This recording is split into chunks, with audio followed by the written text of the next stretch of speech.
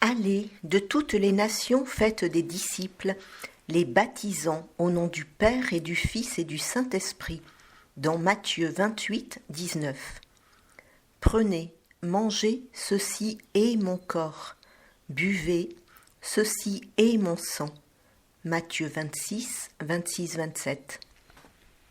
Ces deux paroles de Dieu, efficaces, comme toutes les paroles de Dieu, porteront du fruit dans nos cœurs selon la disposition que nous aurons. Je vous invite à avoir, pendant ces quelques minutes d'enseignement, un cœur disponible, docile, complètement malléable à ce que Dieu veut vous dire, chacun en particulier, par des paroles humaines, certes, mais qui sont un message de la part du Seigneur pour chacun de vous.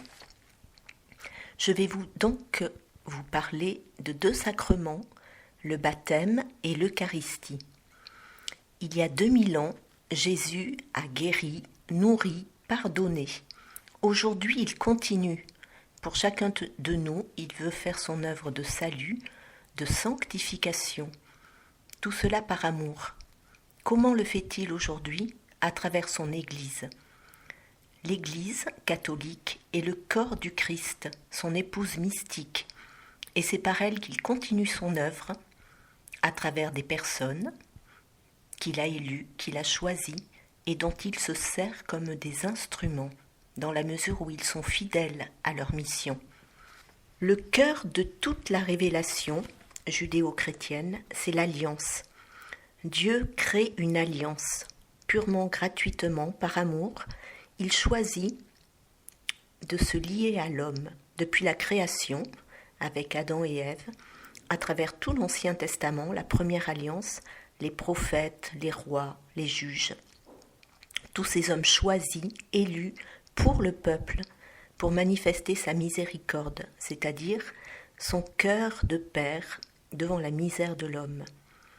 Et cette alliance s'est complètement accomplie en Jésus, par son incarnation, sa venue sur terre dans le sein de la Vierge Marie, sa mort et sa résurrection. Elle a pris toute sa plénitude pour aujourd'hui être pour chacun de nous. Qu'est-ce qu'un sacrement? L'Église nous dit que c'est un signe visible d'une grâce invisible. Ce sont des forces qui sortent du corps du Christ, toujours vivant et vivifiant, action de l'Esprit Saint à l'œuvre dans son corps qui est l'Église, et qui sont les chefs-d'œuvre de Dieu dans la nouvelle et éternelle alliance. Cela signifie qu'aujourd'hui encore, en 2026, Jésus peut agir pour moi à travers les sacrements. Dans tout sacrement, il y a quelque chose de visible, de matériel, un élément, que ça soit l'eau et la parole du prêtre pour le baptême, que ce soit ce pain azime et ce vin dans l'Eucharistie qui vont être transformés par le Saint-Esprit à travers la parole et la main du prêtre pour devenir le corps et le sang du Christ. Et ces éléments-là, matériels, vont nous donner une grâce invisible, c'est-à-dire la vie même de Dieu. C'est le trésor reçu du Seigneur, et l'Église en est l'intendante. Un petit rappel tout simple que vous savez bien, mais l'efficacité d'un sacrement ne dépend pas de la sainteté du prêtre ou de celui qui l'administre. Bien entendu, il y a plus de fruits quand le prêtre est saint, mais on ne va pas recevoir un sacrement en fonction du prêtre. Je ne vais pas dans telle paroisse ou dans telle communauté parce qu'il y a un prêtre qui me plaît. On dépasse cette sensibilité pour aller là où le Seigneur me demande d'aller pour recevoir le sacrement qui en lui-même est efficace. Un autre petit détail que vous connaissez aussi, mais le sacrement n'appartient pas à un prêtre. En aucun cas, il ne peut demander de le payer. C'est gratuit, c'est la grâce de Dieu. Ce que l'Église demande, c'est une petite collaboration selon les ressources de chacun, et en aucun cas, on ne peut refuser un sacrement pour des raisons d'argent.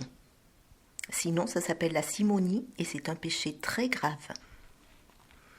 Alors, passons maintenant au sacrement du baptême. Vous savez que c'est la porte qui ouvre le ciel, qui va me permettre d'être sauvée. Et c'est le seul moyen que le Seigneur lui-même a institué et qu'il a demandé de le continuer pour être sauvé. Donc ce baptême, on peut le recevoir à n'importe quel âge, bien entendu. Il n'y a pas de condition préalable, sauf une préparation si on est adulte. Et elle va me permettre de devenir fils de Dieu, de devenir de la famille de Dieu.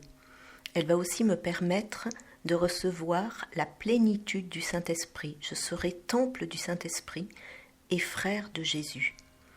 Elle va aussi porter des fruits dans ma vie, selon ma disposition et selon la façon dont je vais ensuite laisser grandir ces petites semences.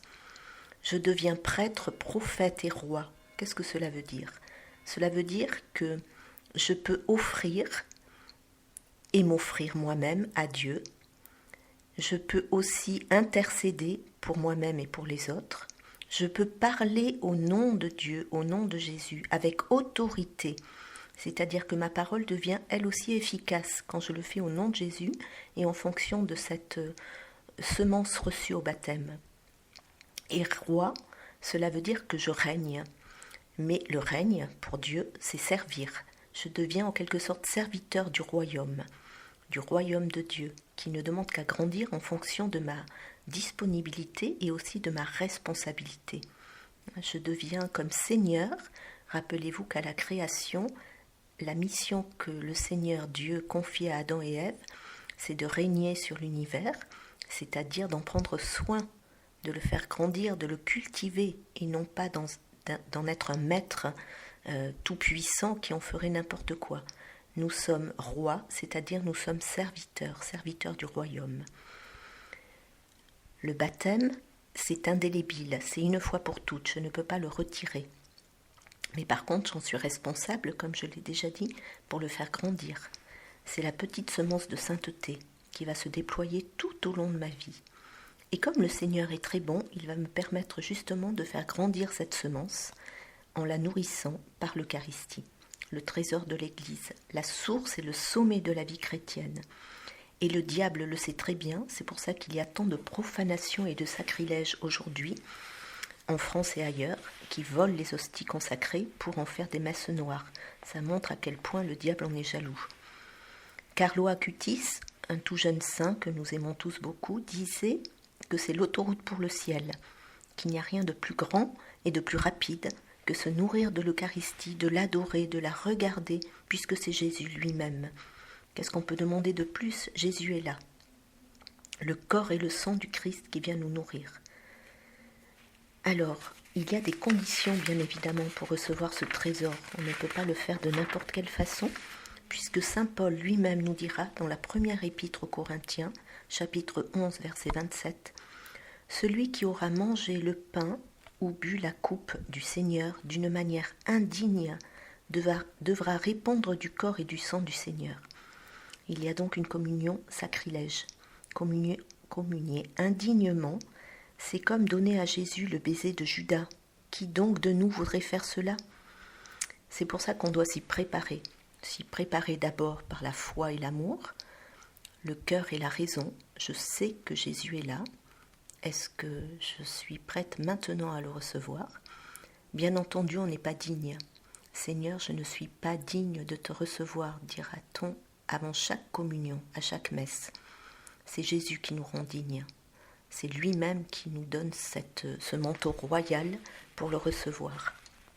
Mais par contre, on doit s'y préparer dans la mesure où on est en alliance, en communion avec ce que nous demande Jésus et donc avec ce que nous demande l'Église, c'est-à-dire être en parfaite amitié avec lui.